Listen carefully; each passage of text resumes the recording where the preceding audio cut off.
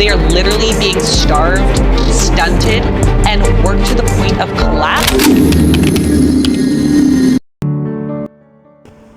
अस्सलामुअलैकुम everyone, welcome to knowledge galaxy. आज हम बहुत ही इंटरेस्टिंग टॉपिक पे बात करने जा रहे हैं जो कि है एक्सट्रीम डाइट्स। हम सब ने सोशल मीडिया पर देखा है दोस्त jaw dropping transformations, flashy diet plans और इन्फ्लुएंसर जो हमें बताते हैं कि बस ये डाइट प्लान फॉलो कर लो और सब कुछ बदल जाएगा। बट क्या आपने कभी सोचा है ये सच क्या है? क्या ये सच में काम करते हैं या सिर्फ एक और ट्रेंड है जो आपके टाइम और पैसे दोनों को बर्बाद कर रहा है? सो आखिर ये एक्सट्रीम डाइट्स होती क्या हैं? इन एक्सट्रीम डाइट को हम फैट डाइट्स भी कहते हैं। एक ऐसा वेट लॉस प्लान होता है जो कि हमें बहुत कम अरसे में एक ड्रामेटिक रिजल्ट शो करवाता है वेट लॉस के लिए। So let's talk about some extreme fat diets. इसमें हमारे पास आ जाती है keto diet, Atkin diet, paleo diets और कुछ जूसेस। इसके अलावा वन एम्फेसिस डाइट भी होती है जिसमें आपको एक ही फूड लेना होता है पूरे दिन में, डिफरेंट टाइमिंग्स और पोर्शंस के लिहाज से। अब यहाँ आप लोगों के ज़हन में क्वेश्चन होगा, फैट डाइट्स हमारा इतने कम अरसे में इतना ज़्यादा वेट लॉस कैसे कर सकती हैं?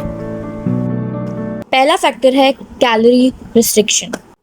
फैट डाइट्स अक्सर आपकी कैलोरी इनटेक को ड्रास्टिकली रिड्यूस करते हैं।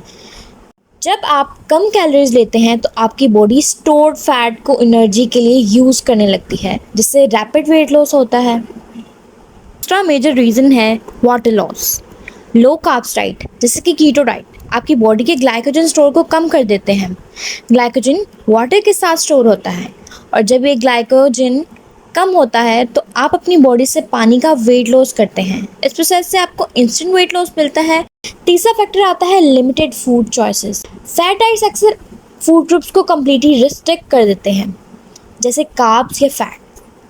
इससे आपका overall calorie intake automatically reduce होता है और शॉर्ट टर्म वेट लॉस होता है।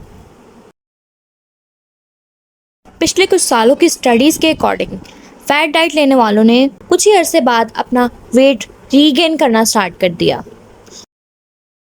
Now the question is why they regain weight after dieting for weight loss.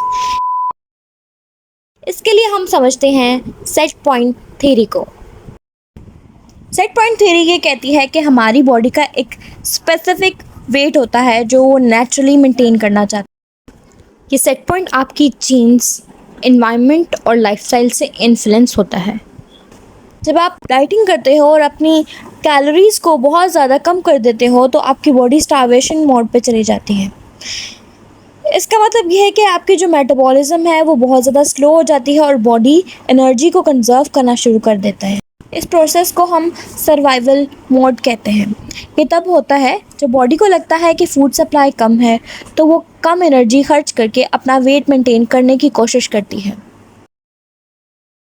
Oppositely जब आप ओवर ईटिंग करते हैं या बहुत ज़्यादा खाना खाते हैं तो इनिशियली मेटाबॉलिज्म थोड़ा इंक्रीज़ हो जाता है ताकि एक्स्ट्रा कैलोरीज बर्न हो सके, मगर अगर ये हैबिट बन जाए तो बॉडी इसको नॉर्मल समझने लगती है और सेट पॉइंट वेट इंक्रीज़ हो जाता है। अब बात करते हैं न्यूट्रिशनल डेफिशिएंसीज की।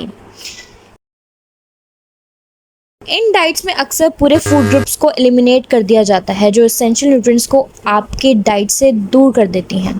Imagine not getting enough fibre, vitamins और minerals. It's like running your car without fuel. British Heart Foundation के एक आर्टिकल में लिखा गया है, some diet can have serious health consequences if followed long term.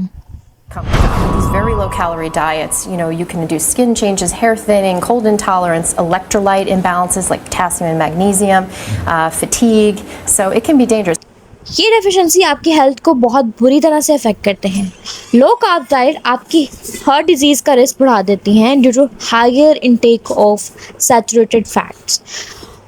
और अगर आपके ब्रेन को प्रॉपर न्यूट्रिएंट्स ना मिलें तो आपको fatigue, poor concentration, stress, irritations, mood swing जैसे प्रॉब्लम फेस करना पड़ सकते हैं। द न्यूयॉर्क टाइम में ये लिखा गया है कि इंटरमिटेंट फास्टिंग का एक नुकसान मसल लॉस भी है। ऐसे ही 2013 की एक स्टडी के मुताबिक ऐसी ही एक्सट्रीम डाइट्स इंसुलिन रेजिस्टेंस और डायबिटीज़ 2 कॉज करती हैं। अब सवाल ये पैदा होता है कि हमें वाकई डाइटिंग छोड़ देनी चाहिए? नहीं, सही तरीका ये है कि हम एक्सट्रीम डाइट को फॉलो करने के बजाय एक लॉन्ग टर्म और सस्टेनेबल चेंजेस पर फोकस करें, जो कि हमें एक बैलेंस डाइट से मिल सकती है। एक बैलेंस डाइट आपको वैरायटी ऑफ फूड देती है, जैसे कि फ्रूट्स, वेजिटेबल्स, होल ग्रेन्स, लीन प्रोटीन्स और हेल्दी फैट, जो आपको अपनी डाइट में ज़रूर शामिल करने चाहिए। बैलेंस डाइट के साथ साथ रेगुलर फिजिकल एक्सरसाइज भी ज़रूरी है हेल्दी वेट और ओवरऑल वेलबींग को मेंटेन करने के लिए। एक्सरसाइज ना सिर्फ कैलोरी बर्न करती है बट आपके मूड को इम्प्रूव करती है, आपके एनर्जी लेवल को बूस्ट करती है और ओवरऑल हेल्थ को सपोर्ट करती है। याद रहे, किसी भी नए डाइट प्लान को शुरू करने से पहले हेल्थ केयर प्रोफेशनल या रजिस्टर्ड डाइटिशियन से कंसल्ट करना बेस्ट ऑप्शन है। वो आपकी इंडिविजुअल नीड्स और वेट के लिहाज से आपको एक पर्सनलाइज प्लान क्रिएट करने में मदद देते हैं, जो आपके लिए सही भी होता है और इफेक्टिव भी। अपनी फिजिकल हेल्थ के साथ साथ अपनी मेंटल हेल्थ पर भी फोकस करें और अपनी लाइफ में एक पॉजिटिव रोल प्ले करें। So that's it for today. Thanks for watching. अगर आपको ये वीडियो हेल्पफुल लगे तो इसे लाइक, शेयर और सब्सक्राइब ज़रूर करें।